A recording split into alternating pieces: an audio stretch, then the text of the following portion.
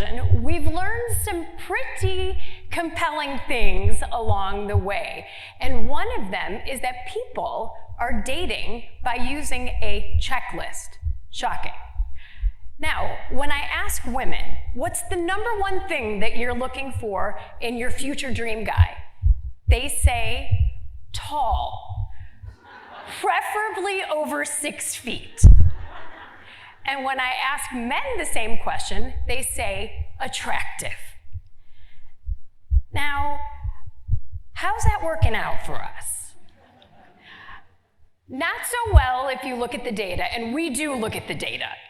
50% of first marriages end in divorce in the US, 67% of second marriages, and 74% of third marriages. Almost the majority of us are using the wrong checklist. Tall and attractive are a good start, but they're not what it takes to find lasting love. So what we've discovered is a better way, dare I say, a better list to helping people find that love. And this works no matter who you are or who you're looking for, because love is love. And this is what we taught Anna. When Anna came to us, she came to us after a terrible breakup. She thought her ex of 2 years was the one. And when he broke up with her suddenly, she was crushed and heartbroken. And she wanted to make sure that this never happened to her again. So the first thing I wanted to do with Anna was figure out what that list was that was in her head. So I asked her, Anna, tell me about your dream guy, and I'm gonna make a list. And so she said, oh, that's great. He's tall, he's over 6'2". Of course he is. He makes more money than me, he has a great job, he's fit, he has hair, he's adventurous, and her list went on to include 34 more items. Now, lest you think that Anna's list is unique, it's not. I've interviewed thousands of women, and 95% of them have virtually the same dream list.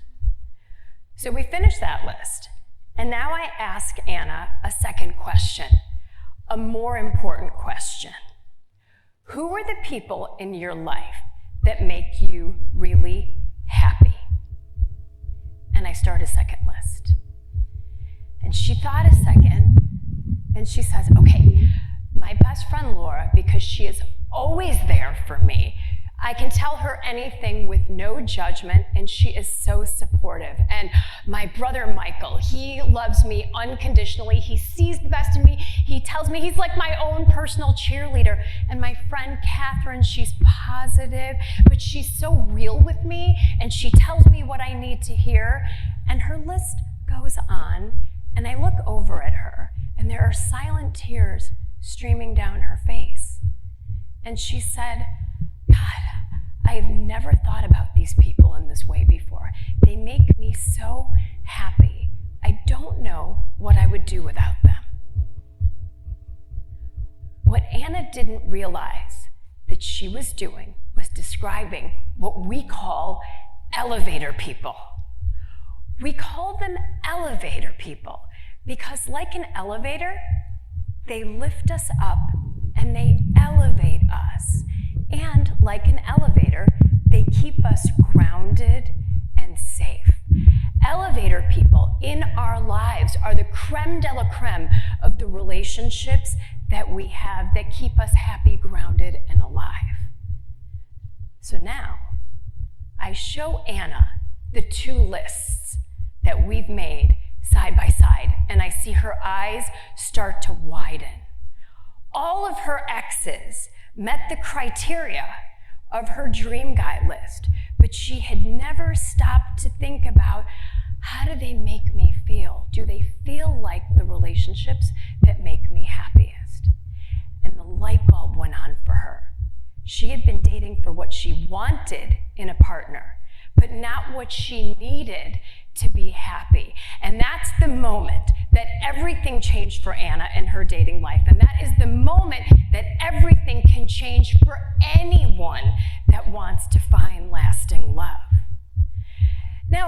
this might sound natural and intuitive and obvious, but it isn't. Less than 2% of people ever put even one elevator quality on their dream list.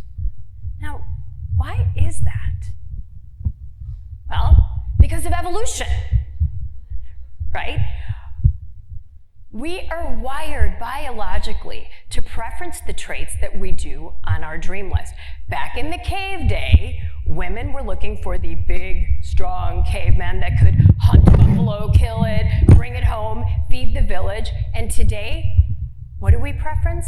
Tall as number one. And men were looking for cave women that were younger and could make it through multiple painful childbirths and keep a good home. And younger persists on their dream list today. Now, I'm not saying that there's anything wrong with tall or younger or attractive.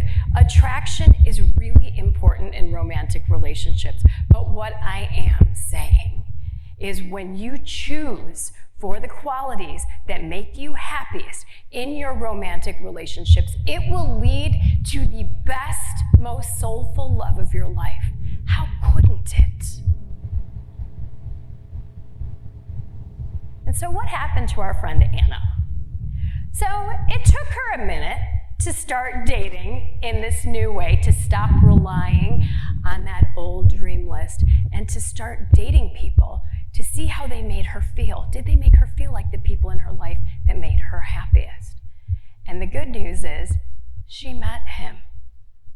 He is always there for her. He is her own personal cheerleader. He is supportive. He is positive. And he's cute. He's smart. He has a good job, but he's only 5'9". Because we convinced her everybody is the same height lying down, if you know what I mean. So they're all good there, and they still count their blessings every day that they've met each other. Now, people often call me a psychotic optimist because I believe with every cell in my being that love exists for every single person that wants it. I see beauty.